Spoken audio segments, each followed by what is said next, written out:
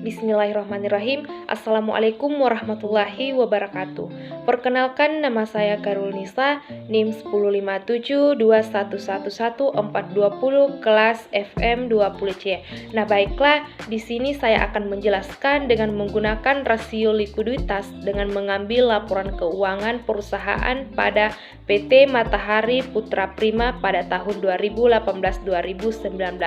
Nah, jadi untuk yang pertama, rumus yang digunakan adalah rasio lancar, di mana rasio lancar atau current ratio ini adalah aktiva lancar dibagi dengan utang lancar. Maka hasil yang didapatkan tahun 2018 dengan 2019 adalah 0,85 kali di tahun 2018, sedangkan tahun 2019 itu didapatkan hasil 0,72 kali. Nah, ini artinya bahwa jika standar rata-rata industri untuk current ratio adalah 0,85 kali, current ratio perusahaan tahun 2018 itu dikatakan baik. Nah, namun untuk tahun 2019 dikatakan kurang baik karena tidak memenuhi syarat standar rata-rata industri.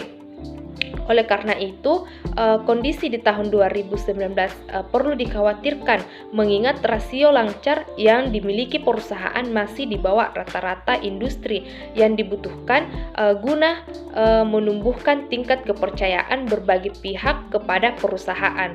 Nah, yang kedua, ada rasio sangat lancar, di mana rumusnya adalah current aset dikurang inventory dibagi dengan utang lancar, di mana tahun 2018 hasil yang didapatkan adalah 0,29 kali, sedangkan tahun 2019 adalah 0,12 kali. Nah, artinya di sini bahwa jika rata-rata industri quick ratio adalah 1,5 kali, maka keadaan perusahaan lebih baik dari perusahaan lain.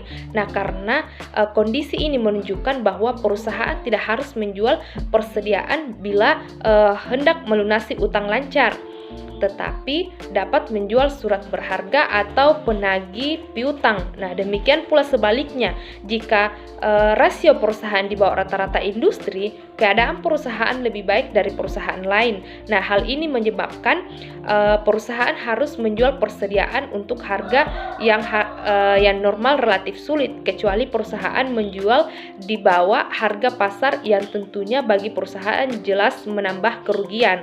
Nah, yang ketiga yaitu ada rasio kas, di mana rumus yang dipakai adalah kas tambah bank dibagi dengan utang lancar. Nah, di mana hasilnya didapatkan tahun 2018 adalah 0,12 kali, sedangkan tahun 2019 0,11 kali. Nah, artinya di sini bahwa jika rata-rata industri untuk kas rasio adalah 50%, maka keadaan perusahaan lebih baik dari perusahaan lain. Nah, namun kondisi rasio kas terlalu tinggi juga itu kurang baik karena ada dana yang menganggur atau yang tidak atau belum digunakan secara optimal. Nah, sebaliknya, apabila rasio kas di bawah rata-rata industri, kondisi kurang baik ditinjau dari rasio kas karena untuk membayar kewajiban harus masih memerlukan waktu untuk menjual sebagian dari aktiva lancar lainnya.